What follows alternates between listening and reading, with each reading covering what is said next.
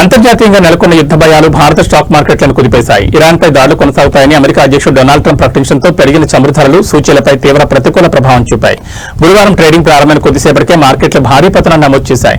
BSE Sensex ఏకంగా 1400 పాయింట్లకు పైగా కుప్పకూలగా ఎన్ఎస్ఈ నిఫ్టీ 400 పాయింట్లకు పైగా నష్టపోయింది. ట్రంప్ ప్రకటనతో అంతర్జాతీయ మార్కెట్లో బ్రెంట్ క్రూడ్ ఆయిల్ ధర బ్యారెల్కు $4 పైగా పెరిగి $106 వద్దకు చేరింది. ఈ ప్రభావంతో మార్కెట్ ప్రారంభంలోనే సెన్సెక్స్ 1416 పాయింట్లు నష్టపోయి 71,718 వద్ద, నిఫ్టీ 429 పాయింట్లు కోల్పోయి 22,250 దిగువన ట్రేడ్ అయ్యాయి.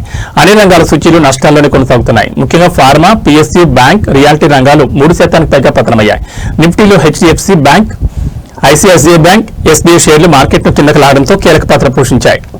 నిఫ్టీ 50 సూచీలో హెచ్సిఎల్ టెక్ మాత్రమే స్వల్ప లాభంతో గ్రీన్ లో ఉన్న ఏకైక షేర్ గా నిలిచింది.